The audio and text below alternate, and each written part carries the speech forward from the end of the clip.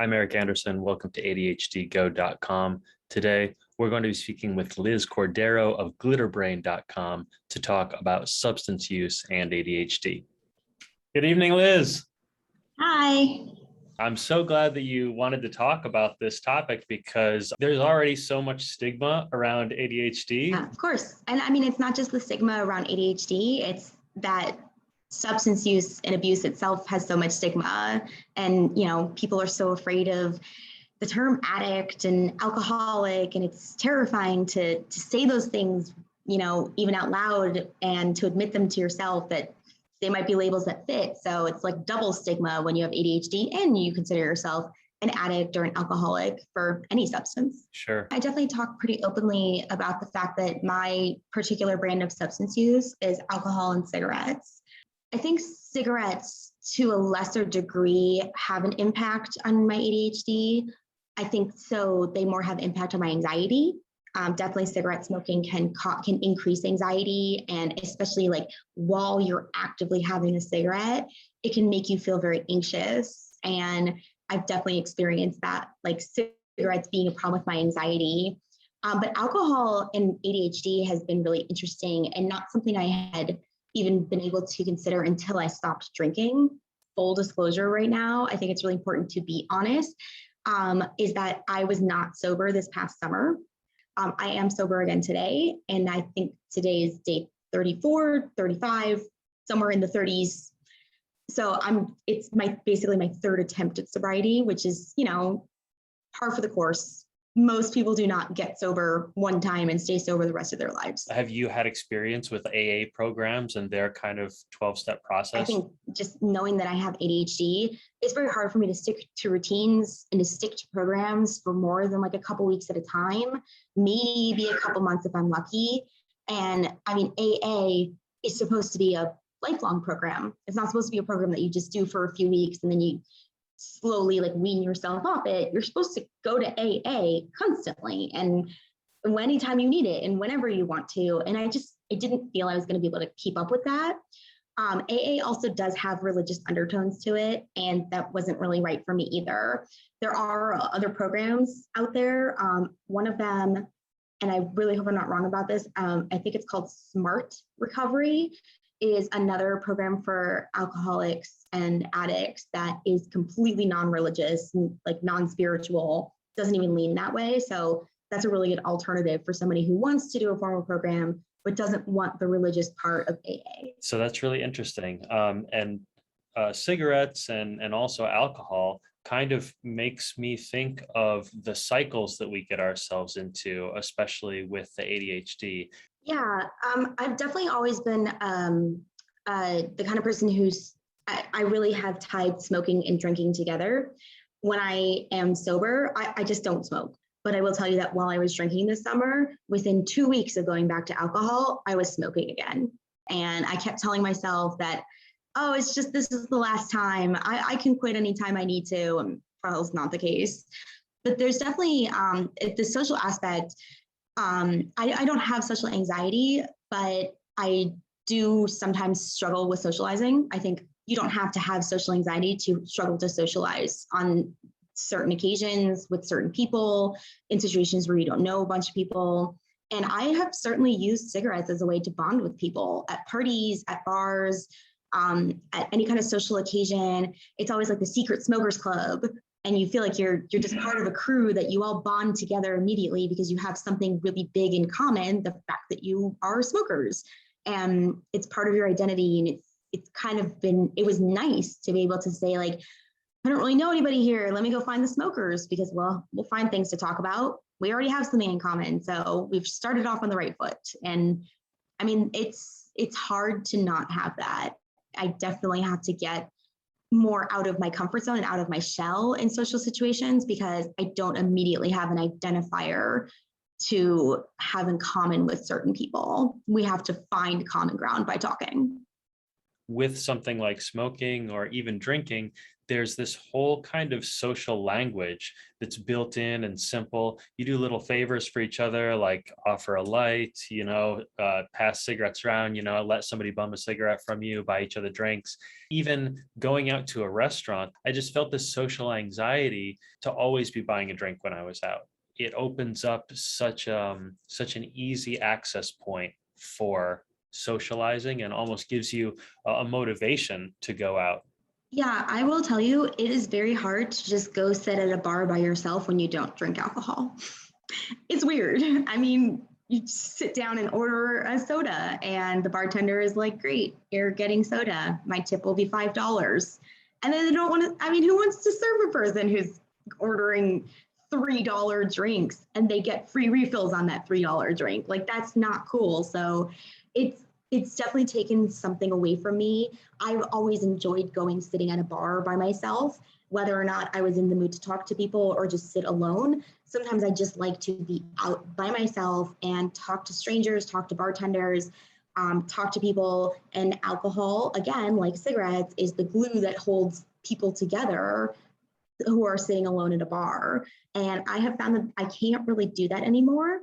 I can occasionally, if I want to get dessert, if I want to go out after dinner, and I'll say, I'm not going to get a drink, I'm going to get a dessert. And that way I'm at least buying something that is like the equivalent of a drink as far as value goes. And I can tip the bartender or the server and not feel so weird and guilty about it.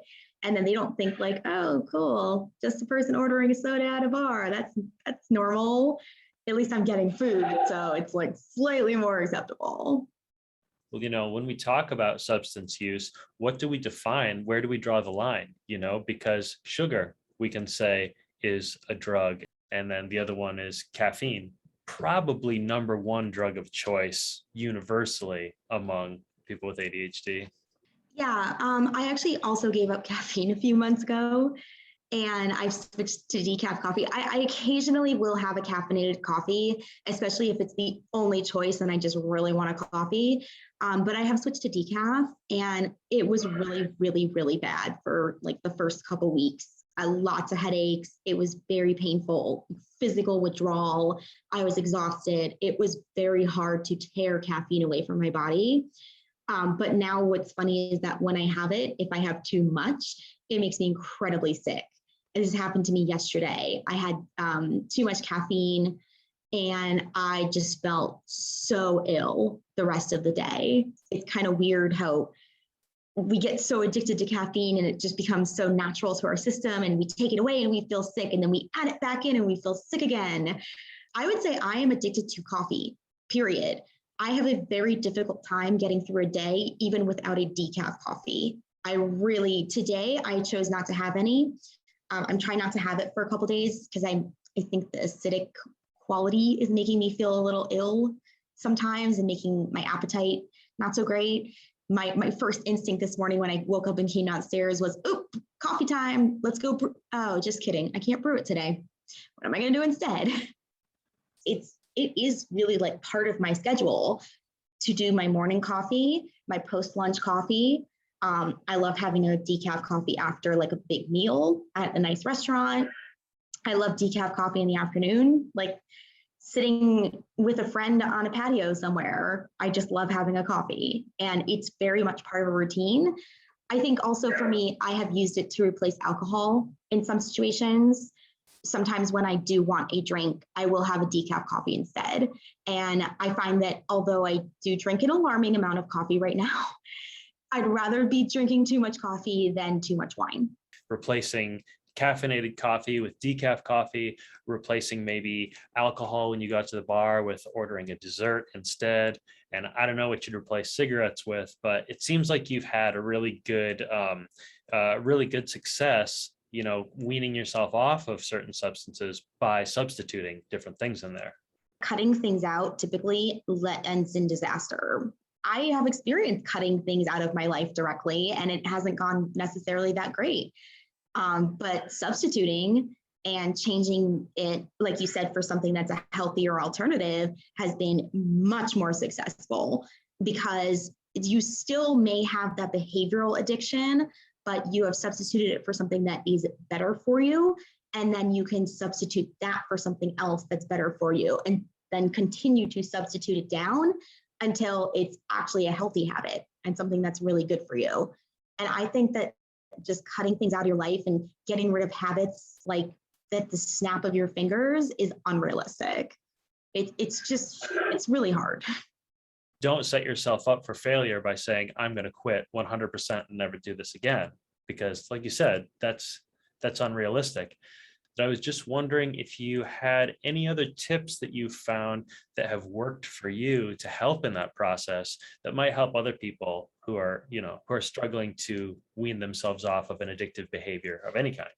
For me, and I can only speak to my experience, so I'm definitely I want to talk about this in terms of like, here's what I've done that I have found successful, not like everybody should do this, because that's not how things work. But with alcohol, I actually tried for many, many years to cut back on alcohol and to say, well, I'm only going to drink on the weekends. I'm only going to drink wine. I'm only going to drink at restaurants. And I tried a lot of those methodologies thinking I could still have my cake and eat it too.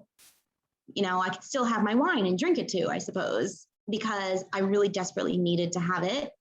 And I didn't actually get sober until the first time I did last year, when I finally said to myself, I cannot have it. I just cannot do it. I cannot cut back. It has been unsuccessful. I am not that person. I'm not going to be able to be that person probably forever, the rest of my life. I think I proved that this summer again. And I had to cut it out and replace it. And I definitely cut it out and replaced it with coffee, which again, for a long time, it was caffeinated coffee, which isn't that great, but to me, healthier than alcohol. And now I've replaced my caffeinated coffee with decaf coffee. And I'm actually trying to replace some of my decaf coffee with juice. And instead of having decaf coffee in the afternoon, I'm having a couple glasses of juice. And it's that I did cut out alcohol cold turkey. I did not wean. I just woke up one day and said, no more drinking. But I didn't just say, I'm going to just drink water. It wasn't that I'm only going to have water now. I can't have alcohol. I thought of it as, I can't have alcohol, but it doesn't mean I can't enjoy myself at a party. I can still have coffee, and I have sparkling grape juice too sometimes.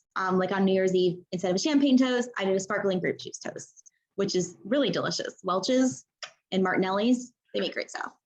What I kind of figured out last year, the difference between last year's first quit attempt and all the many, many attempts for the years prior to that, to wean off, cut back, quit entirely, go days and weeks without it, is that I didn't just say I'm just going to do it with willpower. I'm just going to elbow my way through it. And that's how I'm going to do it. I actually decided, maybe I can't do this by myself. Maybe I need strategies. Maybe I need tools. Maybe I need resources. Maybe I should, for the first time in my life, Google how to quit drinking. I have never Googled that before. I've never thought to myself that maybe there's an expert out there who figured this out before I did and can give me some advice. And prior to that, I thought, I know myself better than anybody else. I know what I need. And that's not always the case. So I actually have an app, and I don't use it anymore. I found it was very helpful at first. I don't think I need it. I keep it on my phone just in case I do need to go back to it. It's called Drinker's Helper, and I really like it.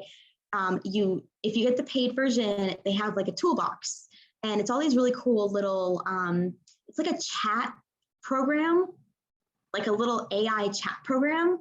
And it just looks like a text message conversation, and it asks you questions that you can answer, and it gives you information. And if you're having an urge to drink, you can just go to this app and open it, and it will help you get past that urge to drink. It teaches you about cravings. It teaches you about alcohol and depression, alcohol and anxiety. It's really informative. And I found that incredibly helpful because it taught me some tools and techniques that I could use when I did have a craving or an urge to drink, and how I could get past that. Like the fact that the average craving lasts only 4 to 5 minutes. If you can make it through 4 to 5 minutes, chances are you are not going to relapse. If you can get through that few minutes, you are not as likely to have that drink, have that cigarette, snort that line of cocaine, whatever it is, because the cravings don't last as long as you think they do. You may have a lot throughout the day and it feels like all day you're craving it, but actually it's lasting like 4 to 5 minutes each time. And then my favorite tool, which I'm still using today, is my journal. I have journaled every day for over a year, which is the only thing I've ever done every day for a year, my entire life, which is really impressive considering ADHD. I'm very proud of it. But every day I think of a reason not to drink. And that's like what I write in the morning is my reason not to drink, my reason not to smoke a cigarette. And I look back on those reasons throughout the day. Anytime I want to drink, anytime I want a cigarette, I think to myself, well, what was it today that I didn't want? And I'm really realistic about them. I mean, sometimes these reasons are ridiculous. Sometimes they're weird. Sometimes they seem kind of silly. Sometimes it's like, oh, I don't want to have alcohol today because I think it's not good for my hair, skin, and nails, and I want to look better, which is kind of vapid and shallow. And I don't care because it helps me not drink. And that it's helpful to me. And it doesn't need to be some noble cause all the time. It doesn't have to be like a really fantastic, great reason. If it's just like, I don't want to smoke today because it makes my gums feel gross. I mean, that's the reason. Just go with it. Willpower is not going to be enough. I think that's a really good point. You're never going to be able to just will yourself not to do it. It has to be out of your life. Your ego needs to step back. And despite the fact that you think, I know myself better than anyone, so I can solve this and nobody else can help, completely cuts you off. How have others helped you? And how do you think people can enlist the help of others in this kind of process? Yeah, that's a great question. And I did write a blog post on this specific topic because I think that's really important. My blog post was the do's and don'ts of being a friend to a sober person, because I definitely found that at the beginning, it's really hard because a lot of my friends and family were doing very much the wrong things. And I am very conflict avoidant. I don't like to tell people when they're upset me or hurt me or done something wrong to me in any way, because I like to let it roll off my back and move on, which, is not the healthiest way to approach life, working on it. But I started finally opening up and saying, it's really not helpful when you do this, or I need you to do this for me, or this is my reality right now. And everyone was willing to listen. Everyone wants to do what is best for you. And they're going to do what they think is best until you tell them what is really best. And I opened up at first to nobody. Then I told my husband.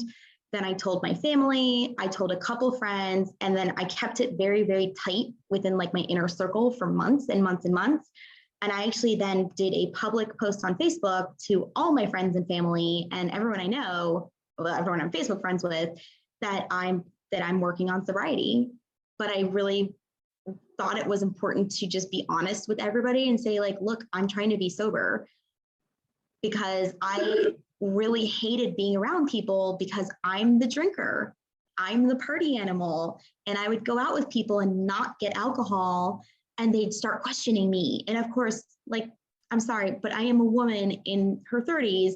They would immediately ask if I was pregnant, which is really not great. But I kind of understand why they would go there from a person who constantly drinks and then just suddenly stops drinking. That's definitely it's a reason, it's an explanation behind it.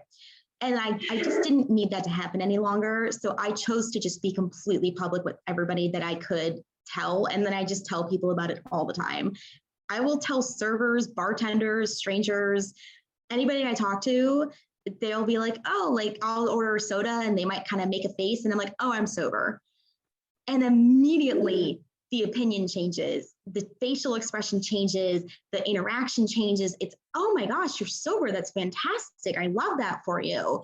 People really, really are supportive when you tell them. Typically, if they're not supportive, they may not be the best people to have in your life while you are in those vulnerable first few weeks and months of sobriety, I will say. I've been lucky to be surrounded by supportive people.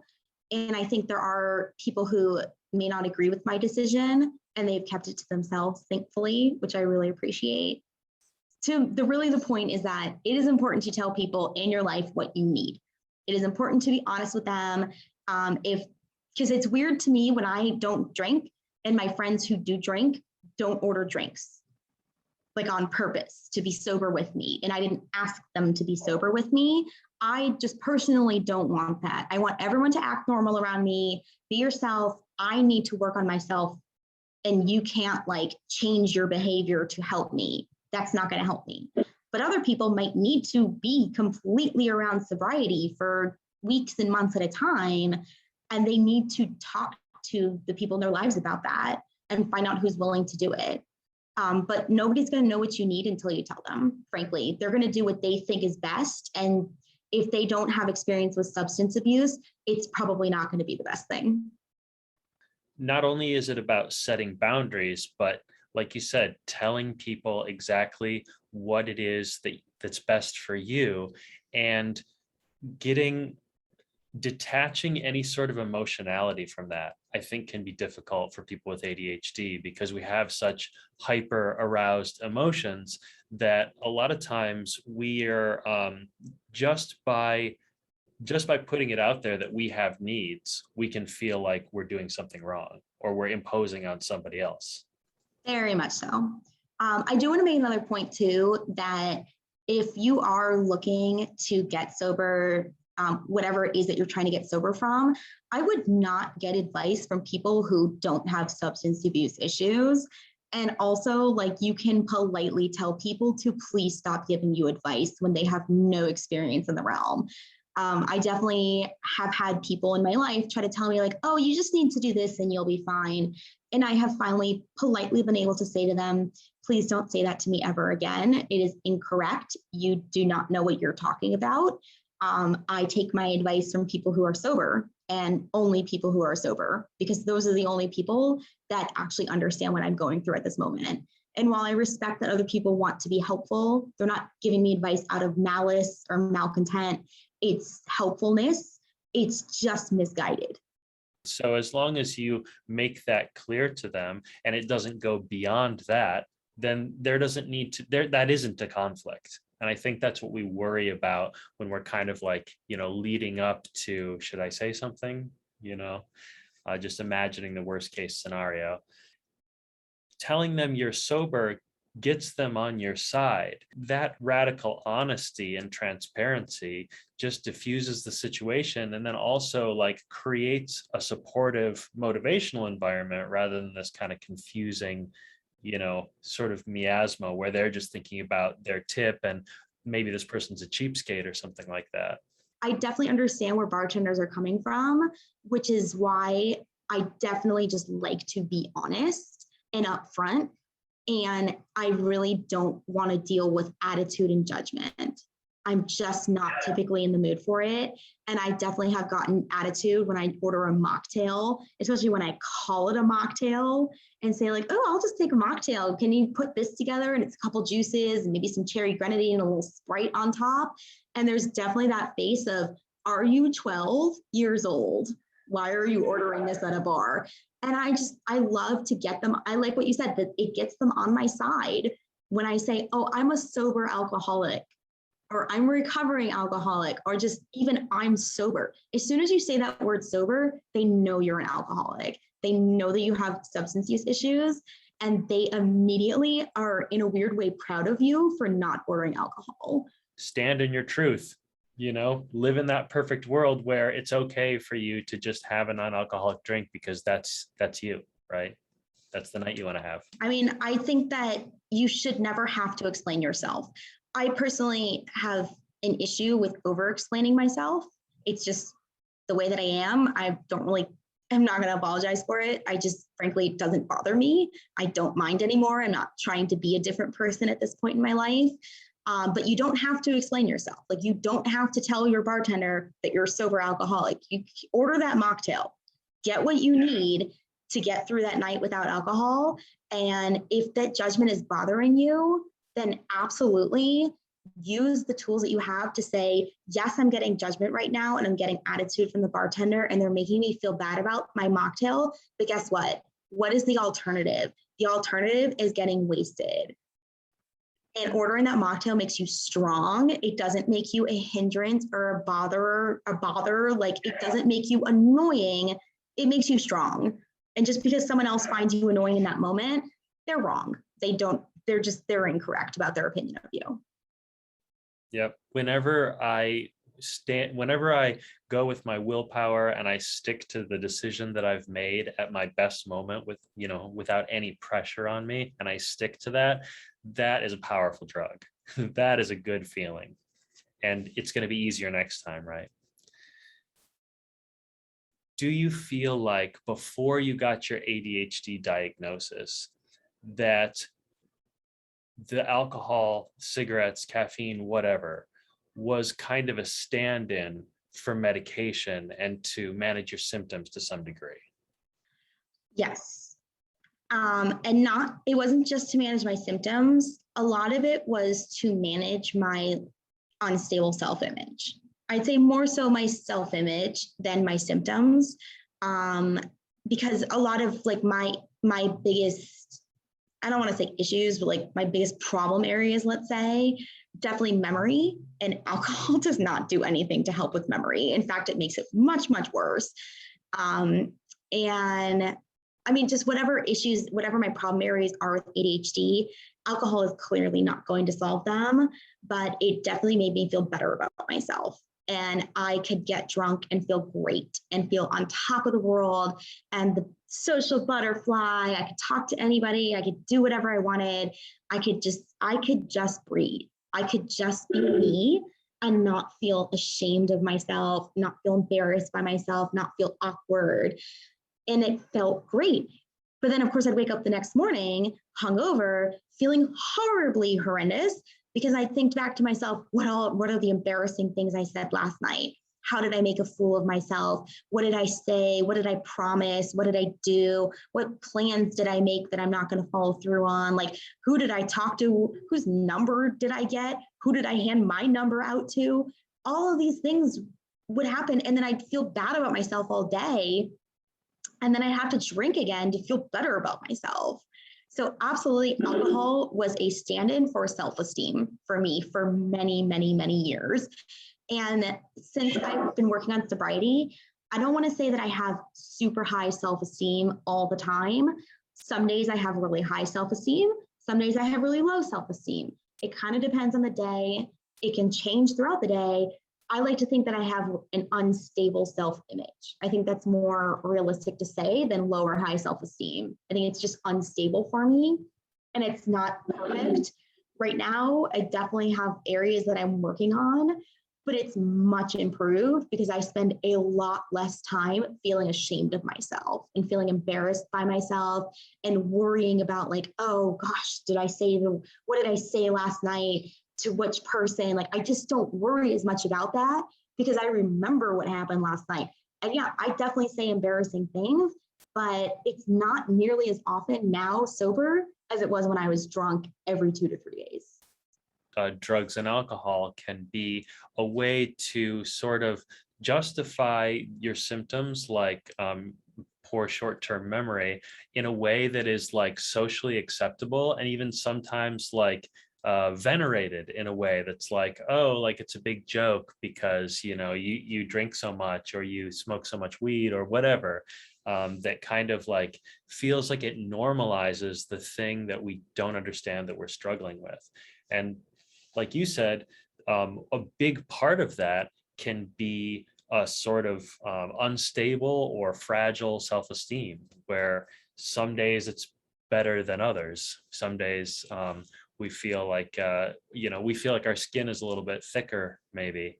And what do you think is the number one thing that you would tell people that helps you feel like, strongest in your self-esteem, and when you feel like, most like yourself and that kind of powerful feeling? Honestly, it's going to sound pretty bad, but right now it's just the truth, is external validation. I need a lot of external validation right now. I really do. And you're awesome. Thank you. I need so much of it right now. I do. I'm just a vulnerable, fragile person at this stage in my life. I would like to need less of it as I get older. And I think as I get older, I have needed less in my 30s now than I did in my 20s. So I think it is improving bit by bit. But right now I just need it. And I'm not ashamed of that. I would like to change it just because it's just not how I want to live my life all the time for the rest of my life. But I do seek it out because I really need people to tell me what's good about myself, not because I have like a huge ego or because I like to hear from other people that they think I'm great. Who doesn't like that? But I just don't always believe what they're like. I don't think of what they're saying as being true if I'm saying it myself. If I think to myself that I'm really good at something, then my first thought is, I'm really good at this, followed up immediately by, but am I really good at this? Am I lying to myself? Am I like overplaying my skills? And then I need someone else to tell me, no, you are really good at that. And then it's, okay, so someone else noticed this. It must be the truth now because somebody outside of me saw it. So a lot of it is just that I genuinely do not believe myself. I don't trust myself. And I mean, that's a problem. It's not great. It's, but it's the truth.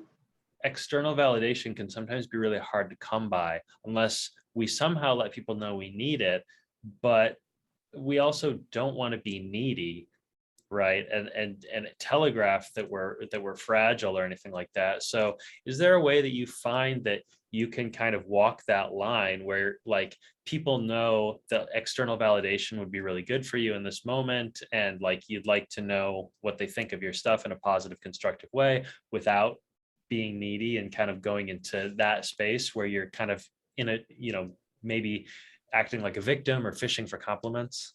Yeah, I definitely feel like honesty, and I'm always just honesty is the best policy.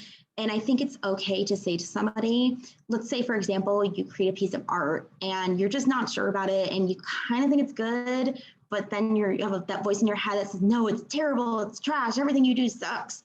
And you just need to know, like, does anybody else like this besides me? I think it's totally okay to just turn to a friend and say, hey, listen, I think this is good, but I'm not quite sure. I'm kind of struggling with it. Can you give me your opinion on this? Like, what are your thoughts? It's so simple just to ask somebody for their opinion or their thoughts because you're unsure. It's okay to say, hey, I'm not sure I'm doing a good job right now. And I have absolutely, my boss and my mentor, I've absolutely said to them, I just don't know that I'm doing a good job right now. Can you tell me, like, if I'm doing a good job? Am I doing a bad job? Where can I improve? What am I doing well at? I think it's fair to ask somebody to tell you, what are you doing well at? Like, we ask for feedback all the time, and for critical feedback. We ask for that all the time to say, like, oh, can you tell me if I'm doing this wrong? Then why can't we just say, can you tell me that I'm doing this right? There's nothing, I mean, I think that's perfectly okay to just say to somebody, I need to know that this is okay right now because I don't trust myself. Everybody wants to give their opinion on things. So, that's going to feel rewarding for them, right? That's going to stroke their ego.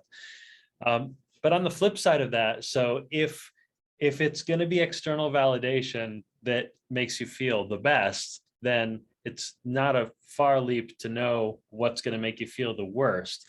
What do you do to protect yourself and to get through or manage the criticism and the moments when you are getting that voice of self-doubt so loudly? Yeah, obviously I don't take criticism well. Again, a thing I'd like to work on. I'd like to have a thicker skin, but you know what? I'm an emotional, sensitive person.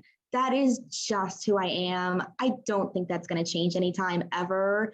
I don't want to be a hardened person. I don't want to be like, I never feel anything. I like feeling feelings. So I'm okay with that at this point. But I definitely struggle with criticism. And so there's a few things that I do. A lot of time when somebody is going to give me feedback, when I know that they're giving me feedback, like if I ask for it specifically and I know that they're going to critique my work, I will tell them what I already think needs improvement. It kind of shields me. It allows me to say to them, I recognize that I don't think these things are great. Can you look at that? Can you specifically look into those? Like, Are you going to agree with that? Because then I've already put it out there that I know critically what's wrong with my work. And if they agree, I've already recognized that it's true and they agree. And it hurts a little bit, but it doesn't quite hurt as much as if it came out of left field and I had no clue and I thought it was great and they said it totally sucks.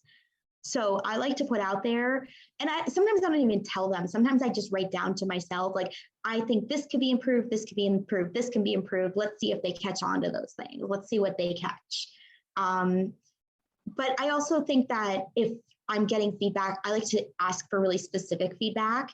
Sometimes I will say to somebody, listen, I can't handle this kind of feedback right now. I'm not in an emotional place for it. I need you to be specific to this kind of feedback.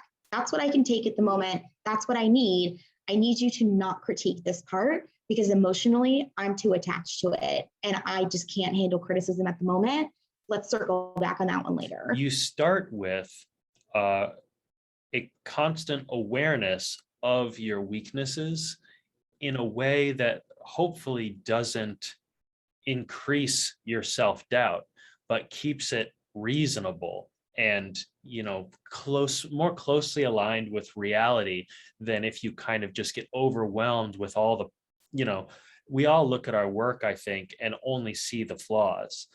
But if we can be realistic about, okay, what am I actually weak on? There are flaws in everything, nothing's perfect, but to be able to sort of quarantine those flaws and then talk that over with somebody just manages that hurt, and then they say, hey, it's not perfect. And then you only have to hurt a little bit because of course that's true. Definitely too. Like I always say, feel all your feelings. If you get criticism and it absolutely hurts, I think it's okay to say to that person, I need some time to reflect on this, or I need time to sit with it. I need to absorb that information. I just can't continue this conversation at the moment because I really need to think on this. And I actually think that that's okay at work. There's a way you can do that, which is that you can talk to your manager and say, I'd like my feedback to be in 2 sessions. In the first session, you give me the feedback. You say, here's where you're not doing well. Here's where you are doing well. It's just feedback. It's just, here's the areas for improvement. Here's the strengths. That's the first session. They don't give you any suggestions. It's all information. And then the second session, which is a few days or a week or 2 weeks later, is here's how you can improve. So first is the what, and then is the how. And separating those 2 things can actually allow you to sit with your feelings between them and come into the second session with a fresh state of mind of, I understand and accept your feedback and your criticism. Now let's talk on improvement. Because if you're feeling emotionally heightened and upset and pissed off and whatever you feel because you're being criticized, you're not going to hear suggestions. You are going to get defiant. You're going to feel defensive. You're just not going to want to listen to that information, even if it is really good and valid. So if you can separate those 2 things, it's just going to make you a stronger person. What would you say to someone who asks if substances can help them manage their ADHD or their problems in general? I can have an opinion all day long. I am not allowed to say to them, I think you're an alcoholic. That is not helpful, frankly. Nobody wants to hear that. Nobody's going to hear that except from a professional or somebody who is they have sought out that information. I can't just go up to somebody and say that to them. And I think that if somebody is genuinely using a substance and they think it helps them, I am not one to question that. That's not really my role. I don't think it's helpful for me to question that. I think it would make that person defensive, frankly. I would be defensive. I used to get defensive when anybody ever questioned my drinking. I would get immediately defensive about it and think to myself, oh, no, it's fine. It's all good. Don't worry about it.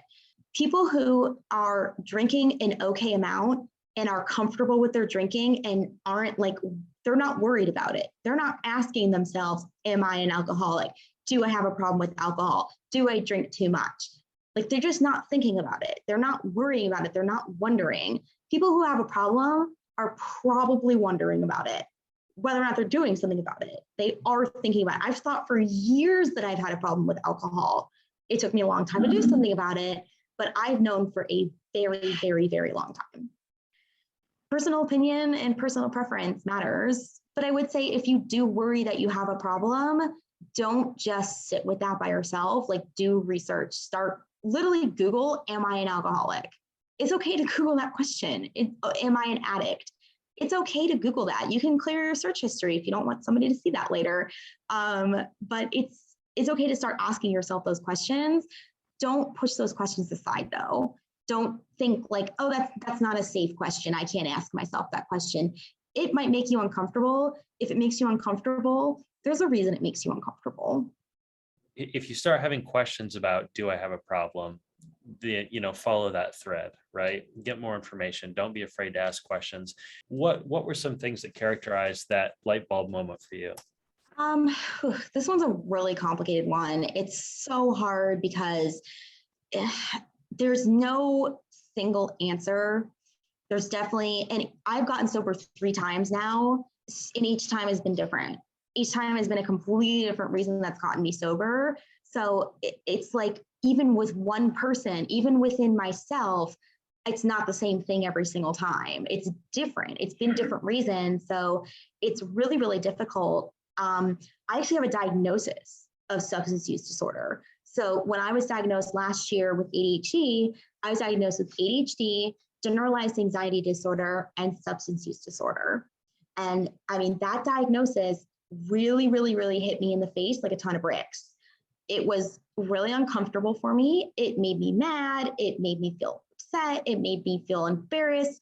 I felt a lot of really, really, really icky feelings about it. And then after that diagnosis, that was on a Friday.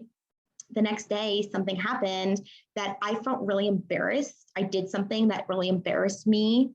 I felt really bad about it. And I woke up on Sunday morning thinking, I don't want to be embarrassed by myself anymore. I'm tired of feeling ashamed of myself.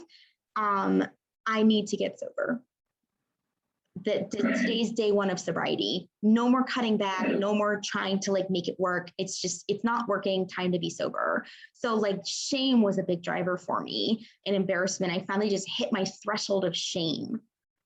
And then the second time was very much more logical, where I was sober for 2 months. And then I thought, maybe I can wean my way back into drinking. Let me just give it a single day. I will try one day. Let's see how it goes. And I got drunk. And the next day I woke up and said, I got drunk. I failed at my experiment. Time to be sober again. And that was more logical. I had done an experiment. It failed. I moved on. And then this third time, after several months of drinking and smoking and not having the best time all summer, there was just an incident that occurred that made me kind of feel afraid of the path that I was going down. I made a choice that I felt really bad about, and I didn't like the path that I was taking anymore. And it was more fear driven. I was afraid of what was going to happen if I kept drinking and how bad my life could get and what the consequences could be for future actions. So it's been shame, it's been logic, it's been fear. I mean, there's so many different drivers that can get you to that point. But I will say the one thing that is different this past 12 months than any other year prior in my life is that for the first time, I actually decided that I cannot have alcohol and I don't want to have it anymore. I have never in my life before this past year thought to myself, I don't want to drink. It has always been, I want to keep drinking. I just want it to be easier and better. I want to do a better job at it. And then I finally said, the differentiator was, I don't want to drink. I don't want to have alcohol. I can't handle it. And I don't even want it anymore. It's too stressful for my life. And that made a huge difference for me. I really like this idea that at this point in your life, you've totally redefined your conception of the relationship that you have with alcohol and really how you view it. Yes. I call it my toxic relationship with alcohol. It's my toxic ex. Yeah. And it actually kind of helps to characterize it like that. It actually helps me on days when I do want alcohol to think of it as my toxic ex partner that I just they're bad for me. I don't want to talk to them anymore. And they're just red flags all over the place. And I look at them with rose-colored glasses. I look back at drinking experiences through rose-colored glasses. I miss experiences that don't exist. Because I'll see somebody sitting in a restaurant having a glass of wine with their meal, and I'll think, I miss that. I miss wine with dinner. And then I have to remind myself, I don't have a glass of wine with dinner. I have 2 bottles of wine with dinner. That's different. That's my real lived experience. That's not the rosy picture that I'm trying to paint in my head to justify something that is not good for me. A lot of alcoholism is justification. One of the things that it sounds like has changed about your ability to manage your addictive behaviors is you are much better now at following through. Where does this lead? Right? That glass of wine isn't the problem. It's 2 hours from now. What does the situation look like? That's the problem. And now you can see that from the start. And I'd say the journaling has been the biggest difference there, because repeating it, and I repeat journal entries. I write the same reasons over and over and over. I don't try to do a different reason. I don't have a journal full of 365 different reasons not to drink. That would be a lot of reasons. Like, that's kind of hard to do. And a lot of my reasons do repeat day after day. Sometimes I have the same reason 3 days in a row. And that's fine. There's no rules to it. But the fact is that that is a frequent reason of mine, is that I see it through rose-colored glasses, and I'm being unrealistic about what really happens when I drink. And I just think the act of writing that and getting that thought out of my head and onto paper makes it more real. I just feel like when I think something, it's not as real as when I put it down on paper. Then it becomes realistic. So I think that that's something for like a positive thought or for an important thought. And I think it's kind of the opposite for anxious thoughts and intrusive thoughts, that they feel real in my head, and then I put them on paper and they're no longer realistic.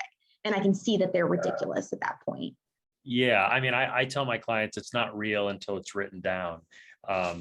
And I think that, your head is a great place to have ideas, but not to work with them and not to remember them. You don't keep the ideas there. They have to live somewhere on paper or on a computer. What's your journaling routine kind of look like? And what tips do you have for keeping it up? Yeah, so I write in my journal twice a day. I have a morning entry, I have an evening entry. My morning entry is 4 things. It's a reason not to drink, a reason not to smoke, a reason to like myself, so that was important, and something to work on.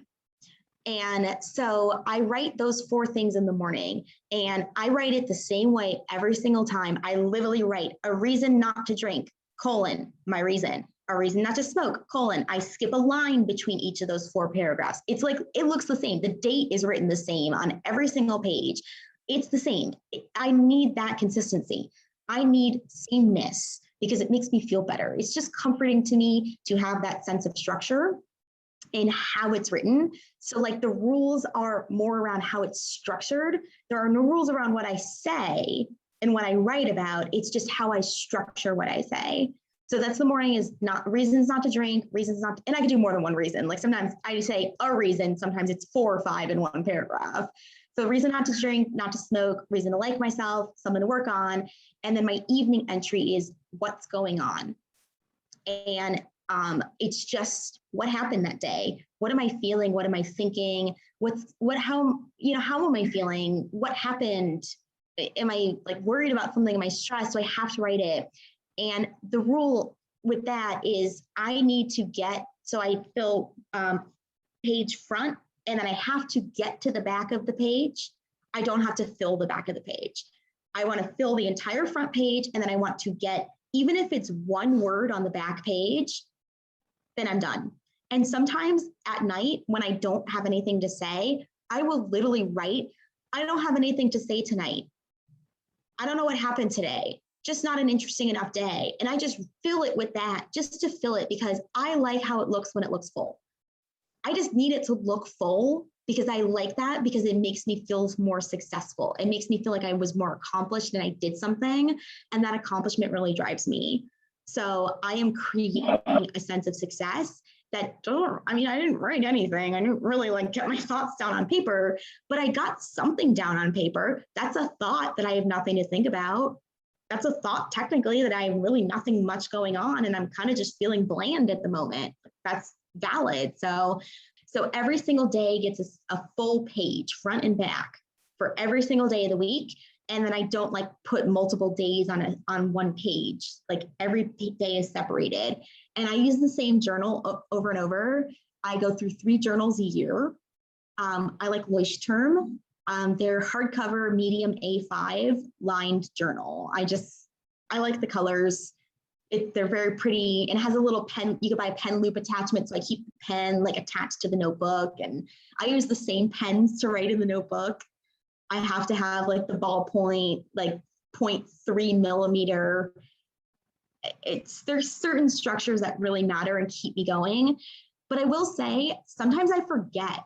Some days I just forget to write. I have a reminder. I have a 9 a.m. reminder and an 8:30 p.m. reminder to do my morning routine, which includes journaling, my evening routine, which includes journaling. And sometimes I just don't get to it. I'm too tired at night. I forget in the morning. I'm too busy. Vacation makes it hard to do it. So my rule is that if I forget, I have to write it the next day. I don't skip entries. I will write the entire entry the next day, and it kind of stinks and it's not that great. But if I skip days, I will not keep going. I will give it up if I start skipping days. So I don't allow myself to skip days, even if I'm technically writing the journal entry the next day. Last question. Since you started treating your ADHD and like getting your diagnosis, understanding yourself from that perspective a little bit better, did that change your relationship with substances at all? Yes. For a time, I would say. So I take Strattera, I take a non-stimulant, and my nurse practitioner put me on that because at the time that she prescribed it, she knew I was working on sobriety and that I had been sober. But I mean, there are no guarantees to me staying sober. Look, I drank this summer, so obviously it's not a guarantee that I'm sober the rest of my life. And she felt that a non-stimulant, for me, having an alcohol abuse problem, was just a safer choice because alcohol and stimulants are not a great mix. And there was no guarantee that I wouldn't start drinking again and be on a stimulant and actually cause like physical harm to myself. So it's just safer for me. And then it happens to work really well. I happen to just prefer it anyway. So even though I'm sober now, I don't want to change my medication because I'm happy with what I take and it works. So, but I definitely feel like once I started taking it, in getting sober at the same time, those two things really collided to like make me feel great for months. I was so happy. Last fall and winter, I was so happy. I have never been so happy in my life. I felt on top of the world. I felt great about myself. I was working hard and like my health. I was finally diagnosed with something and my life was making sense. And it was fantastic. And I felt like everything just kind of fell in line. And I thought, I'm finally happy and this is going to last forever. And of course it didn't last forever because that's not how life works. So obviously, like I had a depressive episode at the end of fall, beginning of spring, which lasted for several months, which was really hard. And things kind of started to fall apart. I'm not like unhappy at the moment, but obviously I drank again this summer, but I've continued my ADHD management. I've continued my medication. I never stopped taking it. I've continued working on my strategies. I've continued like working on the things I need to work on, but I still went back to alcohol. So I just don't know how interrelated they are for me at the moment. I think they have been highly interrelated in the past. I don't think they are currently. I am now kind of seeing them as two separate things. I have my ADHD management and I have my substance use management. And I think that they're really separate for me at the moment because they just don't need to be intertwined. It's really interesting to hear about what turned out to be a really positive experience for you, given that your health practitioner understood what you were going through, that you actually got prescribed a medication that really worked for you that probably wouldn't have been the first go-to, if that conversation hadn't happened the way that it did. Yeah. And if I hadn't been honest with her either, if I had just gone to her and said, yeah, I got my diagnosis, I have ADHD, let's talk about that. and disregarded the substance use issues. So being honest with your doctor can be really scary. And I have certainly lied to doctors in the past about how much I drink and smoke. And I finally just stopped doing it. And it just felt good not to lie about it. It felt good to be honest with somebody because I lied to everybody else in my life about it. And it felt good to just tell my doctor honestly, like, I do smoke cigarettes quite a bit. The biggest change in your life was when you really embraced who you were, being honest with people and not being emotional about that. It's just great to hear you talk so confidently about the way that you manage these things. And I really appreciate you taking the time to talk to me tonight, Liz. Thank you so much for having me. I mean, this was a fantastic discussion, and I just really appreciate you opening up the topic because it's something that needs to be talked about. Substance use and ADHD. I mean, there is a really high correlation between them, and I'm sure a lot of people are struggling silently and suffering by themselves in our ADHD community, and we need to help them if we can. Yeah, the more on-ramps we can have to make it easier for people to ask questions and get the help they need, the better. And that's why we do what we do with the blogging and Twitter and, just being people in this world, trying to find other people like us and help them get through the struggles that we've experienced. So thanks so much, Liz, and I will talk to you again soon. Bye.